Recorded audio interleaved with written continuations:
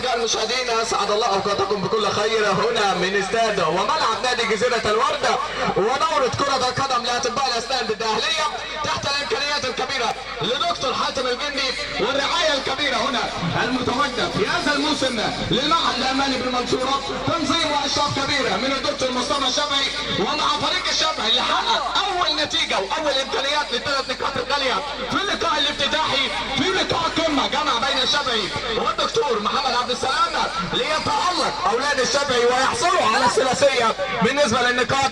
وطبعا كان هدافه واصبح في معتلي صداره الهدافين هنا السنجاوي هنا في لقائه الاول لهذا الموسم لعام 2024 البطوله الرمضانيه. طبعا الاستضافه الكبيره لنادي جزيره الورده والنائب الكبير المحترم النائب طارق عبد الهادي، وطبعا متواجد دكتور حاتم الجندي. كانوا متواجدين بالساده الضيوف الافاضل ومستر عبد الحميد رزق اللي كان متواجد هو الاخر للمعهد الالماني الراعي الرسمي لهذه البطوله. لقاءنا الثاني لقاء 102 امام المنصوره فورست. المنصوره طبعا بالزي الاحمر، 102 بالزي الابيض. هنا معانا واحد لابس ازرق لسه سعان، وهنشوف ونتابع لقاءنا النهارده بامكانيات القياده التحكيميه للكابتن بيبو الدسوقي الحكم الدولي المصنف ضمن التصنيف الف من ضمن الحكام المصريين هنا والمحليين، وان شاء الله نشوفه في العالميه باذن الله. المنصوره فورست هرس المرمى النهارده لاحمد ايمن، ثنائي خط دفاع كل من امير وزيكو وابو سامي وتريكا والكوره ودكب لهم بتشغل اربع لعيبه هنشوفهم ونتابعهم.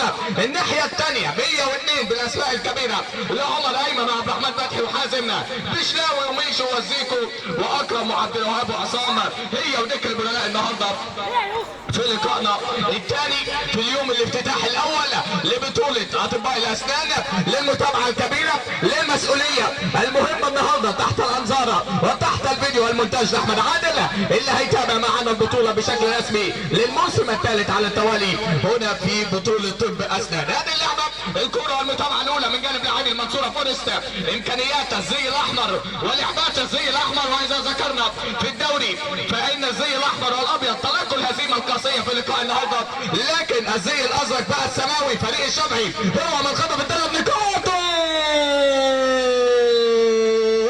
هذه البدايه هنا الهدف الاول، هذا الهدف الاول عن طريق ميشو يسجل هنا اول الاهداف، يتابع اول الكرات، يضع اول الاهداف هنا مصلحه 102 المنصوره فورست. هنا يتركون يتابعون بعد لقطه بعد نقطه بعد اولى الكرات على المرمى ياتي الهدف الاول، يتابع الهدف الاول لتصبح النتيجه 1-0. 102 في البدايات، 102 في البدايات. يا ترى يتخطون ويقررون الوصول لمراحل مقبله ولمراحل التصفيات. هناك امور كانوا يقدموها في الموسم الماضي ولعبوها وقدروا يوصلوا لمرحله افضل، لكن النهارده الموسم ده هيكونوا افضل واحلى واحلى. هذه اللعبه في العمق والبحث عن ثاني، البحث عن ثاني وامكانيات الثاني هنا في هذا التوقيت. هذه اللعبه والمرور، هذه اللمسه والامكانيه، هذه اللعبه والبحث عن هدف ثاني في هذا التوقيت. اللعبه الارضيه، اللعبه الارضيه لكن انطلاقه والكره الانطلاقه المنصوره فورست بالنار، لكن هنا الكره بجوار قائم بجوار القائم في اللعبه الماضيه. المنصوره فورست في اول مشاركه هنا في هذا الموسم للبحث عن تواجده وامكانياته في لقاء من لقاءات كبيره في ديربي كبير في اطار المجموعه الاولى بعد التفوق والصداره لاولاد الشافعي الوصول لدور الثمانيه العام الماضي. يا ترى النهارده بقى ويا ترى الموسم ده يوصلوا للنهائي، يا ترى الموسم ده يبحثون عن اللقب بعد ان كانت اولاد شلبي يحققون لقب العام الماضي بالامكانيات الكبيره بيبو ورفقاء. هذه اللعبه اللمسه والانطلاق عدى الولد في نص الملعب وتسجيل يا عيني يا عيني يا عيني يا عيني يا عيني يا عيني على الجمال، يا عيني على الجمال. هنا بالهدف الثاني، الهدف الثاني عن طريق العالمي هنا في هذه اللقطه هو البشلاوي يسجلها يفعلها ويشعلها بهدف ثاني. يا سلام يا سلام على لغه الاقدام ونجم الكرات ونجم الشباك بهدف ثاني لكرة لا تصد ولا ترد. الجماهير كانت مستمتعة بسنجاوي في اللقاء الماضي، ويأتوا هنا الاستمتاع عن طريق المشلاوي وميشو الثنائية التهديفية في الشوط الأول. وهذه اللعبة ولكن لم تكتمل الكرة ولم تكتمل اللعبة. وصلت هنا امامنا لمصلحه فريق المنصوره فورست. المنصوره فورست امكانيات العوده بقى في اللقاء، البحث عن هدف اول يحاولوا من خلاله العوده في اللقاء هنا امامنا في لقاء القمه الثاني. بعد افتتاح كان يعني به كل الاماني وبه كل المعطيات الكرويه. 7-6 في لقاء القمه انتهى الافتتاح، وهنا ثنائيه في اقل من 10 دقائق. هذه اللمسه، هذه المتابعه، مشلاوي وميشو بثنائيه من التهديف. هذه لعبه الانطلاق، هذه 3-1 الهدف الثالث قريب، ولكن الحارس يتابع الاولى، لكن الثانيه صعبه، والكره جول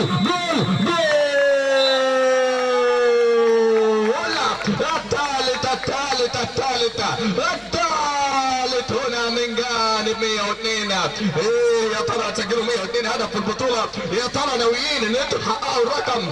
اسمه وصاحب الفريق هنا ثلاثية مدوية في بدايات اللقاء، ثلاثية صعبة وقوية من اصحاب الثلاثيات، ياتوا هنا ب3 اهداف هنا في بداية المشوار. هذه اللعبة شوط اول البداية وما احلى البداية واقوى البداية هنا في هذا التوقيت. هذه اللعبة عن طريق الميشو هنا في وسط الملعب ده، النجم الويداني عدى الولد. كرة تحب المهاري، الكرة تحب الممتع، الكرة تحب الجماليات، الكرة تحب الرؤية. هذه الكرة تصل هنا في الختام الى ضربة مرمى لمصلحة المنصورة فورست. تحت الضغط المنصورة فورست، تحت الحصار المنصورة فورست، لابد من الخروج من هذه الاوقات، لابد من الخروج من النمط والذهاب الى البحث عن والامكانيات التسجيل هنا في هذا التوقيت، ليبحث من خلاله عن وضع يقدر يسجل من خلاله على الاقل هدف، يرجع بيه في النتيجة، يرجع بيه في الارقام.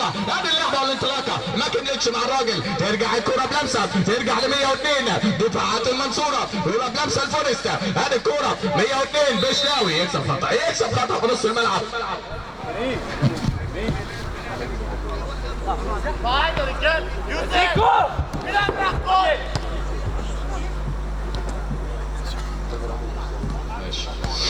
كرة ترجع مرة ثانية، لمسة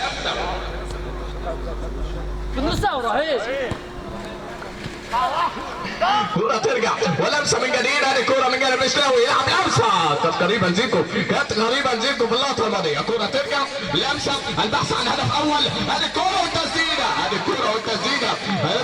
والتسديدة، عندنا زيكو أحمد عبد العزيز لاعب المنصورة فورست، وعندنا زيكو أيضا لاعب 102 هنا في هذا التوقيت اللي مسجل الهدف الثاني وواضع الهدف الثاني في إطار الشوط الأول. واحد من أجمل الأهداف النهارده، بعد اهداف السنجاوي اللي سجلها بشكل حلو، بعد هدف عادل ربيع اللي سجله بشكل احلى، عبد المولى كذلك مسجل، مازن والرفقاء وتريكا والاسماء والاولاد اللي يعني الجميعين الشامي ايضا مسجل اهداف. هذه كرة والتسديده واللعبه والحارسه والكرة بنمبر 102 بامكانياتهم بقى النهارده 3-0 بالنتيجه حتى الان في اطار الشوط الاول امام المنصورة فورست اللي بيحاول بكل الامكانيه انه يظهر في الشوط الاول بشكل افضل من كده. هذه اللعبه المتالق زيكو يلعب بلمسه، ترجع مره ثانيه مشلاوي، زيكو يلعب انطلاقه، زيكو مشلاوي، هذه الكوره وهذه الرابعه وهذه البحث عن الرابع، ولكن الدفاع في كوره اولى، ترجع من جديد لمسه عن طريق اكرم. هذه اللعبه هيوصل لمين؟ يرجع للخلف هنا عن طريق اللاعب اللي في الجبهه الدفاعيه بامكانياته هنا. اللاعب مين ده؟ بيشو ولا مين؟ هتشوف التابع، لكن بعد الزيكو لعبه الزيكو، كره لاكرم، لمسه اشلاوي هيوصل لمين؟ يلعب الكره عاليه لكن متابعه وتصل في الاخيره بخطا وضربه حره لمصلحه فريق 102 افضليه كبيره جدا في الشوط الاول بشكل كبير. 3 اهداف في اطار التسجيل، 3 اهداف في الصداره هنا حتى الان في هذا اللقاء. هذه اللعبه من جانب الحراسه، لمسه الاكرم يلف ويدور الولد، يعطي الكره عن طريق عبد الوهاب، لكن متابعه والله البشاوي هنا امامنا. وهذه اللمسه هيلعب لمين؟ يرجع للخلف، الكره في نص الملعب، المنصوره بوليس، وهذه المحاوله من جانب بوليس يلعب الكره الاماميه لكن سهله، مش يعني بكل هدوء يوصل كرته هنا امامنا الى ضربه مرمى، ضربه مرمى تصل الكره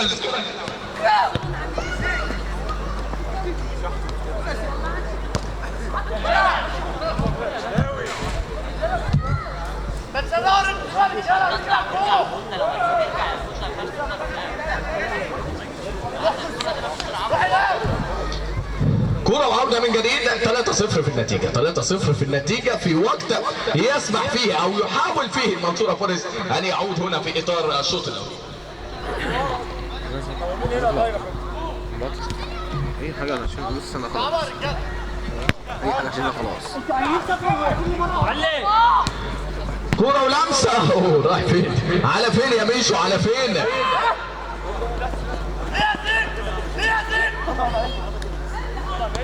ماشي يا اخوك.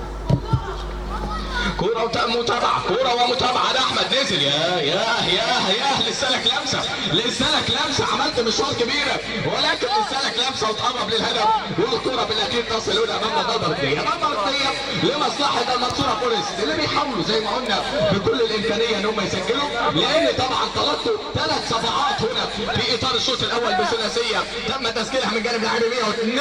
عن البحث عن الرابع، البحث عن الرابع، عن الكرة مشلاوي، تسديدة بعيدة، تسديدة بعيدة المرة دي في اللقطة الماضية، وعادت الكرة هنا أمامنا ضربة مرمى لمصلحة فريق منصورة فورست. لمسة في نص الملعب، بيحاول، محتاجين تقارب خطوط شوية. منصورة فورست محتاجين لعب بكرة سريعة عشان يقدروا يخترقوا هذا الدفاع اللي عنده الإمكانية بالقراءة كده إنه بيحاول يسيطر على ملعبه بشكل كبير، وبالتالي الكرة تصل هنا في الأخير إلى رمي التماس. وعلى الأرض أحد اللعيبة نتمنى له السلامة، وطبعا زي ما قلنا دوري أطباء أسنان إمكانيات كبيرة، حضور كبير طبعا في اليوم الافتتاحي. دكتور حاتم الجندي الراعي الكبير ونقيب الاطباء المتواجد معانا لاطباء الاسنان كان متواجد معانا النهارده. طبعا الاستضافه الكبيره للنائب المحترم النائب طارق عبد الهادي عضو مجلس الشيوخ، وكان متواجد ايضا مهندس محمد حسن راس امانه مستقبل الوطن بالداهليه. كل دول كانوا حاضرين بجوار الراعي الرسمي والمدير التنفيذي للمعهد الالماني بالمنصوره مستر عبد الغني رزق.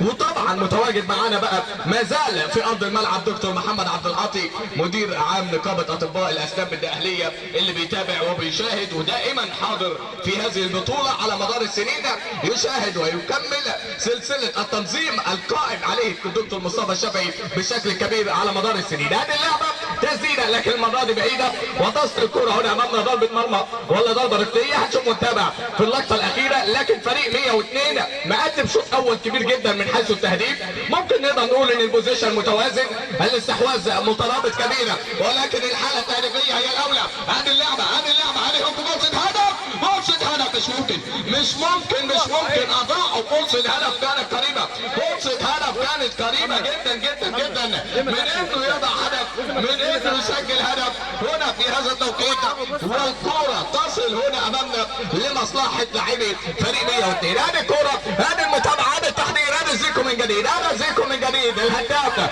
والباحث عن امكانيات المهارة من جديد. وهنا الهدف الاول قريبة، يلا زيكو، مش ممكن يا زيكو، هدف ممكن يقرب المسافات، هدف يقرب المسافات ويديك معنويات ويريح لك الاجواء ويشعل لك الامور هنا في اطار الشوط الاول. لمسه المنصوره فورست والانطلاقه بالشويه، ولكن هنا خطا وضربه حره هنا في هذه اللقطه لمصلحه فريق 102. هذه زيكو، هذه يعني الديناميت في نص الملعب، المايسترو كما يقول للاعب الوسط. هذه الكره من الشناوي تحضير لزيكو، لكن المره دي فقد التوازن، كره من اكرم يلحق عليها، لكن هناك خطا لمصلحه المنصوره فورست اللي اعتقد استفاقوا شويه، عندهم بعض الاستفاقه شويه بعد الهدف الثالث اللي تم تسجيله من جانب لاعبي 102.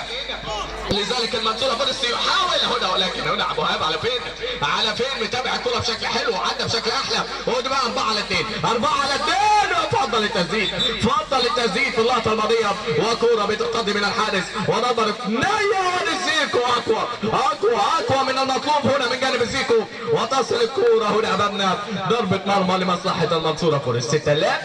3-0 النتيجه في وقت يبحث من خلاله المنصوره فورست عن امكانيه عوده، امكانيه هدف يعني في الطريق. حاولوا في اكثر من كوره لكن قطعوها بشكل غريب الحقيقه امام المرمى. امامنا هنا الزيكو 4 النتيجه الشوط الاول رباعيه. 102 يسجل عن طريق الزيكو ياتي هنا بهدف الثاني على التوالي والرابع لمصلحه فريق 102 لتصبح النتيجه 4 يا شافعي. على فين يا ترى نازل مع مين بقى؟ يا ترى منتظر مين في هذا الموسم؟ نجم بيراميدز القادم هنا في هذا التوقيت يبحث من خلال الامكانيه هنا في هذا التوقيت هذا الموسم في دوري اطباء الاسنان. هتشوف ونتابع اصدقائي 4 اهداف مقابل لا شيء في الشوط الاول، 4 اهداف امام منصوره فورست اللي يبدو انه هيقعد كتير عشان يربط اوراقه، هيقعد كتير عشان ينظم اموره، هيحتاج كتير عشان يراجع اوراقه اللي بدا بيها هنا في هذا الموسم وهنا في هذه البطوله. هذه اللعبه لمسه وتحضير من الزيكو. دائما ما يكون عندك عنصر في وسط الملعب يقدر يحرك لك الملعب بشكل كبير، تعطيك اضافه كبيره، وخصوصا لما يكون عاقل وعنده المهاره وعنده الامكانيه في الحفاظ على الكوره. يلعب زيكو لمسه للقلب، كره تعود هنا امامنا لمصلحه فريق 102 بكل هدوء. طبعا حارس المرمى مرتاح في الشوط الاول بشكل كبير. لمسه بالاكرم ما كملتش منصوره فورست. يا ترى عندهم امكانيه في العوده للنتيجه؟ فريق الشمعي في الشوط الاول وفي اللقاء الاول عاد في النتيجه، ودي اللمسه ولكن ضربه مرمى بيروحوا على المرمى كتير فريق المنصوره فورست، ولكن لم يسجلوا حتى الان، لم يضعوا كوره في شباك فريق 102 الى الان في ظل 4 اهداف تم تسجيلهم من جانب لاعبي 102. اللقاء الاول فريق الشافعي بعد ما كان متاخر في النتيجه 3 اهداف مقابل هدف قدر يرجع بهدف ثاني ثم ثالث ثم رابع، وقدر يعلي النتيجه ويتقدم، وان حدث له تعادل بعد ذلك، ولكن فضل يتقدم الى الختام وحصل على اول 3 نقاط في هذه المجموعه. الفرقتين دول معاهم في نفس المجموعه، الفرقتين دول هيتم مواجهتهم مع الشافعي وهيتم مواجهتهم مع فرقه الدكتور محمد عبد السلام. لذلك كل فرقه من اللي موجودين في ارض الملعب ال3 نقاط بتوع النهارده ممكن يأهلوك، ال3 نقاط بتوع النهارده ممكن ما تحصلش عليهم في اللقاءين التانيين، لان اللقاءين التانيين هيكونوا اصعب، المرحله هتكون اصعب والمرحله هتكون اقوى. وطبعا انت شاهدت وشفت الفرقتين في اللقاء الاول عاملين ازاي والقمه كانت عامله ازاي، وبالتالي امكانياتك بقى انت وثباتك بقى في اللقاءات القادمه. كره البشلاوي هذه المتابعه 102 بيقول لك انا موجود 102 في لقائه الاول هنا، يعطي رساله للفرقتين الاخرين اللي موجودين معنا في هذه المجموعه بأن هناك 102 قادم في هذه المجموعة بالشكل الكبير. طبعا الجمهور يشهد على هذا اللقاء واللقاء الماضي، وبالتالي يعطي الأفضلية لمين؟ هذه كورة زيكو، هذه كورة ثالثة كانت قريبة من أن يسجل الهاتريك الخاص به والكرة الخماسية، لكن الكرة لم تكتمل. المنصورة فورست إذا أراد الاستقبال بهذا النمط طبعا سيؤول إلى أمور لم يحبها ولم تعجبه، لكن أمامه شوط ثاني إذا أراد العودة في النتيجة وإثبات تواجده وإثبات اموره المختفيه حتى الان في الشوط الاول. هذه اللعبه بشلاوي تحضير للكرات بكل سهوله ويسر. الكره سهله، الكره لعبه، وادي الكره وادي المتعه وادي اللمسه وادي المتابعه. يا عيني لو كانت سجلت بهدف. لعبات نقلات سهلات للكره، انقل بكل اريحيه. الدفاع يعاني والدفاع في شوارع في هذا اللقاء والشوط الاول، لكن الشوط الثاني لسه امامك. كما سجل 102 رباعيه في شوط تقدر تسجل رباعيه ايضا في شوط، لكن اذا لعبت كما هم لعبوا في هذا التوقيت. هذه اللعبه انطلاقه ولكن لم تكتمل الكره ونزل هنا التبديل يخرج بشلاوي، ينزل عصام تبديل اول بعد نتيجه كبيره بالنسبه لفريق 102 حققوا رباعيه طبعا من التسجيل في لقاء كنا نتوقع الشوط الاول ان يكون باقي توازن شويه، امور فيها التعديل بالنسبه للارقام، ولكن الارقام بالنسبه ل 102 كانت لها الافضليه. اهتزت شباك فريق المنصوره فورست برباعيه، وبالتالي شوط ثاني امامهم، شوط ثاني لاثبات تواجدهم بقى بالشكل الكبير. شوط ثاني لبحث من خلالهم عن امكانيات هم ذات نفسهم بيبحثوا عنها، هم ذات نفسهم عارفين ان في امكانيات للمنصوره فورست، لكن لحد دلوقتي ما ظهرتش بالشكل المطلوب. هنشوف ونتابع الشوط الثاني، هل اتكلموا مع بعض لاثبات تواجدهم؟ هذه كوره هل خطا ولا بلانتي؟ ده اللي هيحدده بقى كابتن بيبو في اللقطه الماضيه، هل من خارج المنطقه ام من الداخل، ولكن معها بطاقه وانذار هنا من بيشو. هل يحتاج ويستدعي الى احمد عادل بقى للتصوير هنا في اللقطه الماضيه والفار البسيط، ولا خلاص القرار ياتي من خارج المنطقه؟ قريب كابتن بيبو وظهر في اللقطه الاخيره، وهذه التسديده هي مفاجاه لكن بعيد. الكوره مفاجاه لكن سهله في يد حارس المرمى هنا في اللقطه الاخيره، وكوره تصل سهله هنا لحارس مرمى فريق 102. لمسه من عصام، متابعه من البديل الذي يعني نزل معانا في بدايات الشوط الثاني. ارجع والنتيجه رباعيه، وتبديل هنا لرميه التماس لان ملعوبه بشكل خاطئ في اللقطه الماضيه، وبالتالي يعطي رميه تماس لمصلحه 102. 4-0 في النتيجه، يعني ممكن هدف من جانب منصوره فورست يرجع لهم الامل شويه، هدف يفتح لهم المشوار، يفتح لهم امكانيات عوده. طبعا مع زي ما انت حضراتكم شايفين الاجواء بقت في حاله بروده واجواء تحت الشبوره بقى. لقاء نقدر نقول عليه هو لقاء حماسي في الداخل، ولكن امامنا هنا في الخارج لقاء متلج تلج. تتلعب الكره عاليه، اللمسه مش ممكن، يعني يوم ما يعدي حارس المرمى العضله تقول له رايح على فين؟ على فين؟ هنا في اللقطه الماضيه العضله تتعاطف مع 102 في اول كوره، لكن المره دي بقى الثانيه، المره دي الثانيه، وادي بقى المنصوره فورست ينتفض فريق المنصوره فورست هنا امامنا في محاوله كبيره لاثبات الذات هنا في الشوط الثاني وفي هذا اللقاء. هذه اللعبه لمسه متابعه، المنصوره في محاوله هنا من جانب المنصوره فورست. هذه سيكو، هذه لمسه من احمد، يلعب سيكو، لمسه والنقله تتلعب اماميه لكن قويه على كنت هنا في اللقطه الماضيه، وترجع الكوره هنا الى حارس المرمى لمصلحه فريق 102. هذه المتابعه 4-0، لكن كانت قريبه جدا امكانيه تسجيل هدف في اللقطه الماضيه لولا العارضه تمنع راسيه من جانب احمد في اللقطه الاخيره ومنعت هدف اول. هذه الكوره من جانب الزيكو، تتلعب الكوره، لمسه وتحضيره، متابعه من الدفاع ولمسه ورمي تماس هنا في هذا التوقيت لمصلحه فريق 102. هذه اللعبه، التحضير، الكرات، اللمسات، الكره تصل هنا عن طريق سله، تلعب الكره اماميه لكن يبدو هيبدل بعد لحظات، لكن نشوف ونتابع. منصوره فورست، لمسه تتلعب اماميه باتجاه الزيكو الثاني يقطع، هناك زيكو ال 102 وهناك زيكو للمنصوره فورست، ولكن شتان بين هنا وهناك. هذه لعبه من عصام، لمسه وتحضيره، كره من عبده هاب يبحث عن مسانده، هل يسند بقى مع الزيكو؟ هذه الكره وتحضير، عدى الولد، هذه كره اماميه، اول لمسه كان رايح للتسجيل، اول لمسه بعد النزول كان ذاهب للتسجيل هنا في هذه اللقطه، لكن الكره خدت قوه زياده في اللعبه الاخيره، وصلت هنا بمتابعه لمصلحه المنصوره فورست الذي ما زال يبحث عن امكانيه تسجيل اي اهداف هنا في هذا اللقاء. لعبه وتحضير من جانب بيشو، يلعب بلمسه للزيكو، تحركاتهم ونقلتهم للكوره لجبهه الهجوميه يعني شيء ايجابي، شيء حلو جدا ان هم يحركوها بهذا الشكل، لكن خلينا نقول برضو ان ضعف امكانيه الدفاع بشويه من جانب لاعبي فريق المنصوره فورست مدي المساحه اكتر لفريق 102. اختبارهم الحقيقي هيكون الجوله القادمه سواء مع فريق الشافعي او مع فريق الدكتور محمد عبد السلام، ايا كان اختبارهم الحقيقي هيكون في الجولات القادمه فريق 102. لذلك اثبات الوجود طبعا في هذه البطوله هيكون امام الكبار وامام الفرقتين اللي حاليا قدموا لقاء من اقوى اللقاءات اللي هتتم في دور المجموعات. هذه اللمسه متابعه هنا وتحضير من جانب ابو هاب من الجانب الدفاعي، تصل الكوره من عصام، لمسه لميشو في انطلاقه، الزيكو خلاص هدى اموره بشكل كبير، مسجل ثنائيه، حط اسمه على مع صداره الهدافين طبعا خلف السنجاوي في لقاء النهارده، وبالتالي كره تصل لعصام، لمسه وتحضير، بحث عن خامس كره عرضيه باريحيه. عبد الوهاب حب يحطها بشكل فني كده لكن ما كملتش الكوره بالشكل المطلوب، ووصلت هنا امامنا ضربه مرمى المنصوره فورست.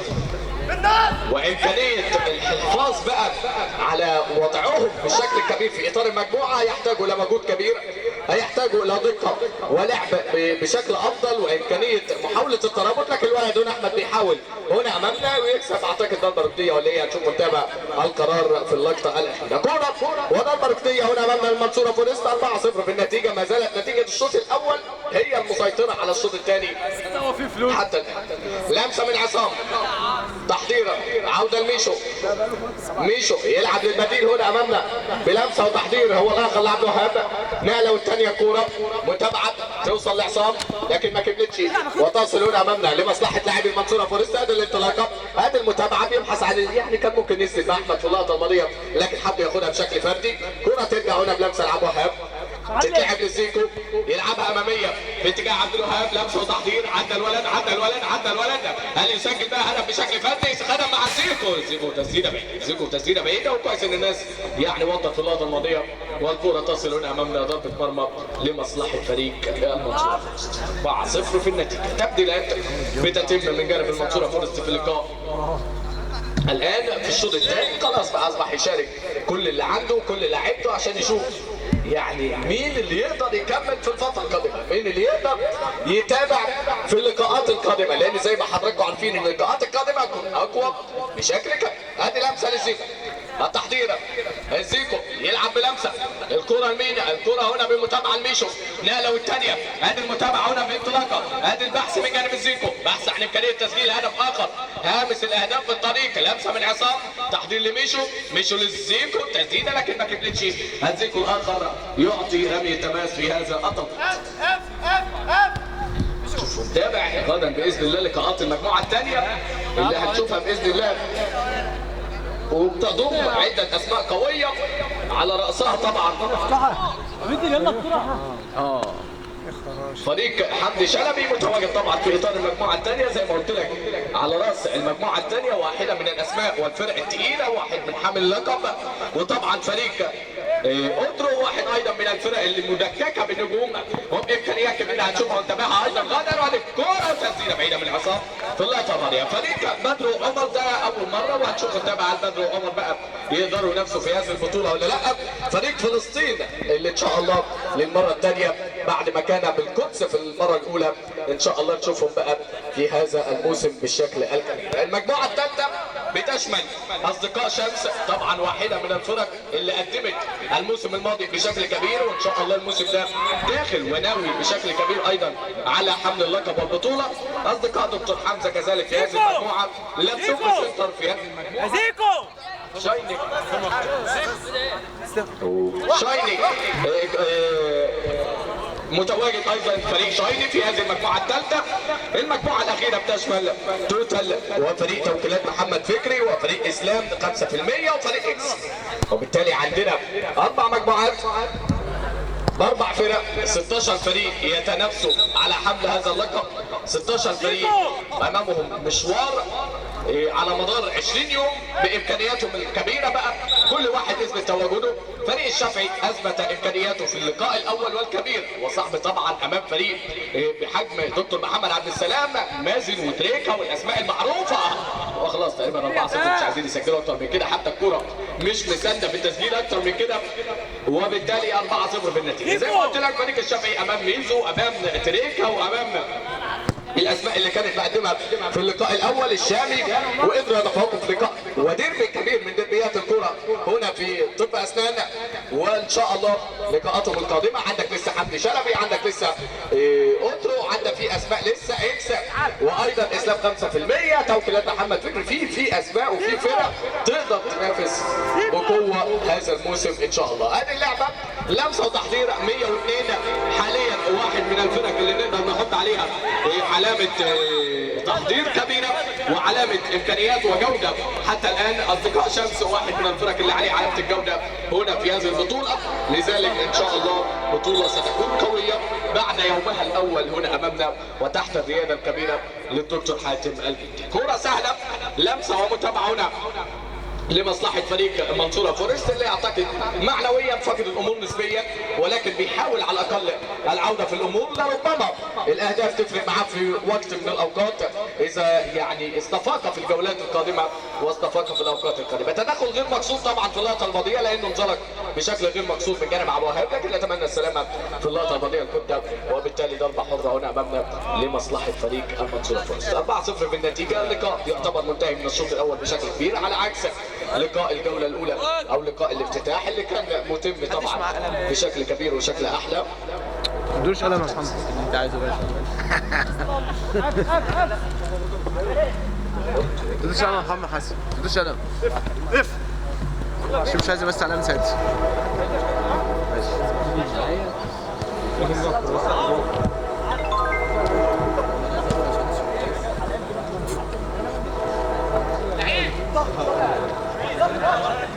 اهو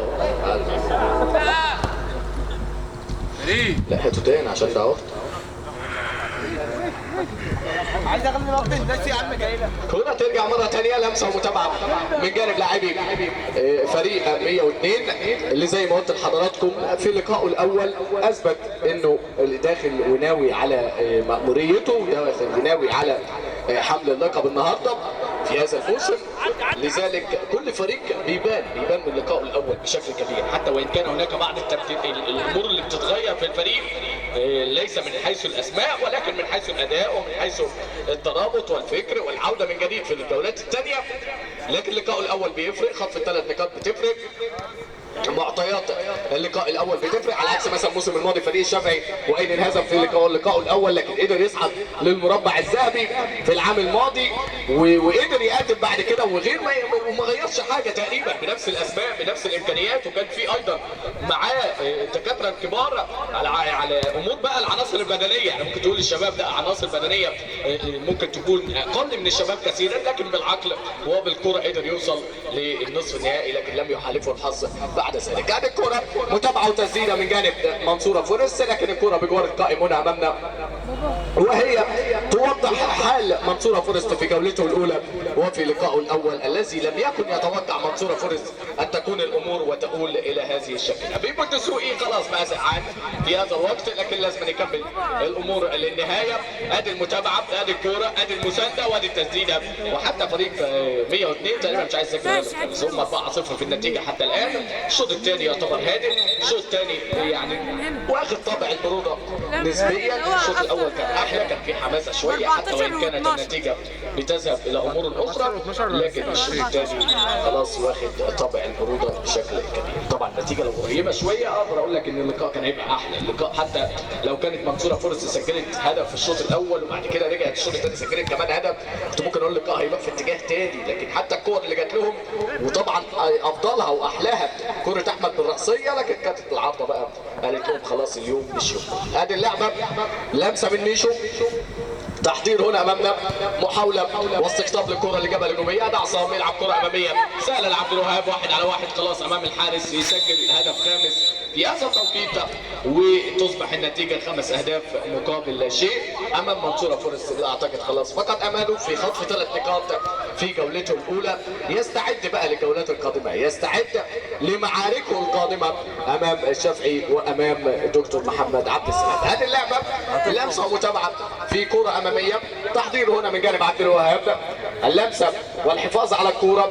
وفريق 102 اعتقد لقاء الكرة ما يكون امام دكتور محمد عبد السلام، لان هيبقى ديربي من الدربيات الكبيرة وديربي من الدربيات التي ستؤول بها الى متعة كرة القدم. جميع الحضور الذين حضروا في اللقاء الاول واللقاء الثاني نتمنى الحضور يوميا باذن الله لحضور ومتعة في نادي جزيرة الوحدة. اللعبة الانطلاقة هنا اكرم يلعب بلمسة ميشو، يكمل لعصام. طبعا عايزين يعلوا النتيجة لان بعد كده ممكن التعداد يفرق، الاهداف تفرق. وقفنا الموسم الماضي ايضا على عدد اهداف وقعدنا نحسب بقى ده سجل ده ما سجلش، ده عنده هدف ده عنده هدفين. انا والدكتور قعدنا يجي ساعة نحسب عدد اهداف لمجموعة من المجموعات عشان نصعد فريق على اخر بعدد الاهداف، لان كانوا متعادلين في عدد النقاط، واجهتهم كانت متعادلة فيها. يعني حتى الواجهات المباشرة كانوا متعادلين في لقائهم تقريبا 4-4، وقعدنا نحسب بقى وقتها عدد الاهداف لكل فريق الى الختام. وبالتالي الاهداف تفرق بعد ذلك في مرحله الصعود اذا تعادلت الارقام، وخصوصا في هذه المجموعه لان مجموعه زي ما شفنا 3 فرق فيها اقوى من بعض. لعبه متابعه في ختام اللقاء، اخر اللحظات والامور في هذا الشوط الثاني.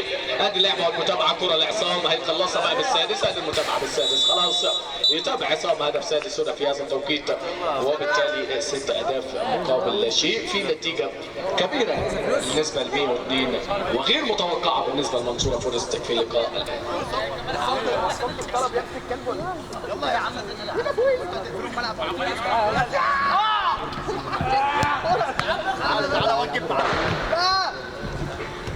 كرة ترجع لميشو، لمسة ومتابعة مصطفى فتحي بالقميص كده، بقميص مصطفى فتحي نجم الزمالك، لمسة من جانب مصطفى ترجع لميشو. ميشو لعب وهاب، تقريبا الاولاد مش عايزين يهدوا الامور، ماسكين الكوره، مانعين منصوره فورست حتى من الحصول على الكوره، عاملين حصه تدريبيه في هذا الوقت بعد الشوط الاول اللي كان حماسي، لكن الشوط الثاني بالنسبه لهم حصه تدريبيه للوصول للجولات القادمه بكل اريحيه. هذه اللمسه متابعه، بحث عن هدف اخر، بحث عن هدف اخر، لكن حارس المرمى قال له يعني كفايه زي ما بيقولوا كده بلغه كره القدم، وبالتالي الكره تعود منصوره فورست. يرجعوها ل 102 لمسه وتحضير. الله يكرمك تسلم. بس ما كانش عايز اماميه الكره تصل هنا عن طريق عصام. اخر ختام اللقاء، اخر ختام اللقاء، خلاص شرفنا على النهايه، والنهايه يعني لم تكن جيده حتى الان لمنصوره فورست، اللي زي ما بقول لك قدامكم لسه الفرصه، لسه لقاءين، اذا اردت العوده واثبات تواجدك فانت قدامك لقاءين، لكن لو قصدك 3 لقاءات ولا لقاءين؟ لقاءين. وفي المجموعه الاولى 5 فرق، اظن المجموعه الاولى 5 فرق، في فرقه المعهد الالماني تقريبا متواجده في هذه المجموعه، وبالتالي لسه قدامك 3 لقاءات يا سيدي مش لقاءين، يعني لسه بدري في الدوري، لسه بدري قوي في الدوري، وبالتالي 3 لقاءات ما زالوا منتظرين المنصوره فورست. اقفل صفحه هذا اللقاء، استعد للقاءات القادمه، خلاص نهايه احداث اللقاء، 7 اهداف مقابل 20 نتيجه.